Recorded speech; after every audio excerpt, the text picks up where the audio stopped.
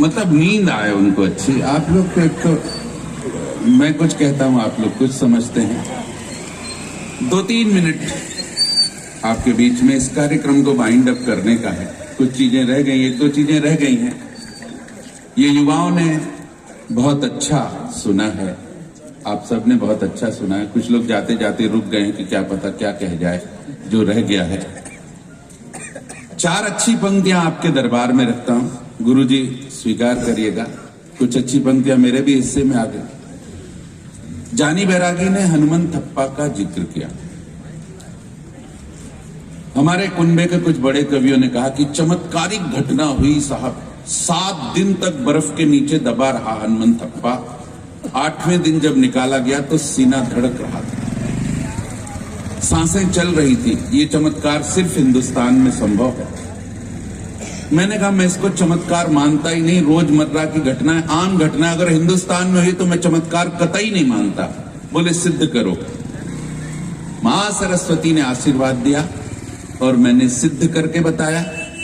मेरी जिंदगी की 4 बेहतरीन पंक्तियां आपके दरबार में रखता हूं। कलेजे में ठक से लगे तो सारा सदन प्यार दे भरपूर। वैसे भी पूरी रात आपने प्यार दिया है। मैं क्यों नहीं मानता इसको चमत्कार। आपके पास तक भी पहुंचेंगी कि भरसक कोशिश करती है मां, बच्चे को शरारत करने नहीं देती। भरसक भरसक भरसक, खड़े हुए लोग भी सुने, भरसक कोशिश करती है मां, बच्चे को शरारत करने नहीं देती। समेट लेती आंचल में उससे, अंधेरे से कभी डरने नहीं देती। और हनुमंत थप्पा दुश्मनों की कैद में नहीं, भारत मां की गोद में था। और कोई भी मां गोद में कभी अपने बच्चे को मरने नहीं देती। कोई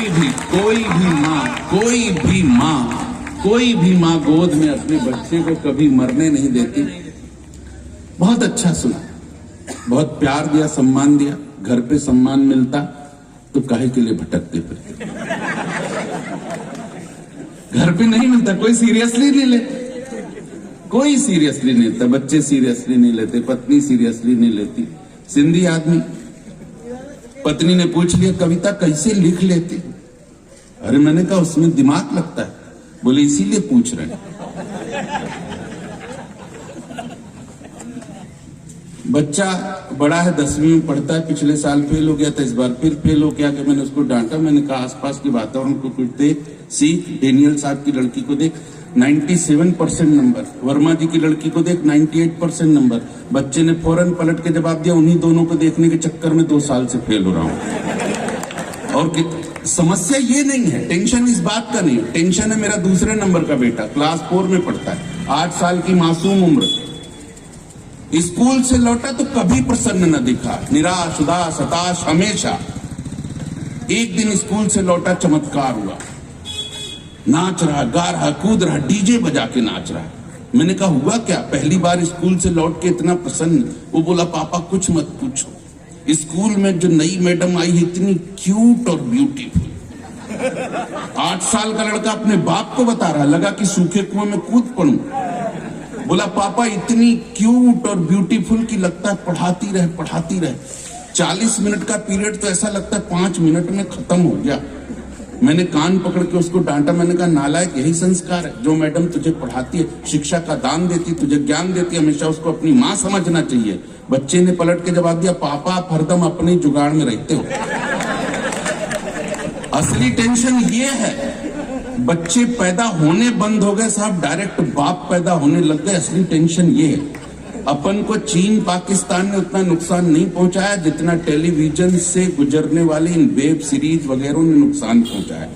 बच्चे उम्र से पहले ज्यादा बड़े होने लग गए, ये नुकसान ज्यादा बड़ा। चीन पाकिस्तान पे बात कर रहा था कमल आदमी, ये मुन्ना बैटरी। मैं कोई टेंशन, दादा क्या टेंशन लेना। पाकिस्तान 1947 में बना, कल कहो शाह का दिमाग खराब हो जाए। आज है कल ना रहे। हम महीना भर मेहनत करके कविता लिखें और वो 2 दिन में खत्म हो जाए, हमारी कविता बर्बाद हो जाए। चीन का क्या टेंशन लेना। ये मुन्ना बैटरी क्या हाइट है, जानी बैरागी क्या हाइट है। चीन की नेशनल हाइट 5 फुट 2 इंच। सबसे बड़ा आदमी जो चीन का है वो 5 फुट 2 इंच का, ये रिकॉर्ड है। एक भी दादा 5.5-6 फुट का आदमी चीनी ना मिलेगा आपको। बाई दिवे धोखे से विधायक जी अगर कोई दिख जाए तो पक्का मानेगा कि सुहागपुर के बुजुर्गों ने तीर्थ यात्रा की होगी उस तरह। नहीं, आप लोग गलत समझ रहे। मतलब यहाँ के बुजुर्गों ने जाके उनको बताया होगा कि क्या क्या पौष्टिक आहार लेना चाहिए जिससे तुम्हारी लंबाई बढ़े। लेकिन हम कहते, इसलिए कोई कविता में चीन पाकिस्तान का जिक्र ही नहीं करते।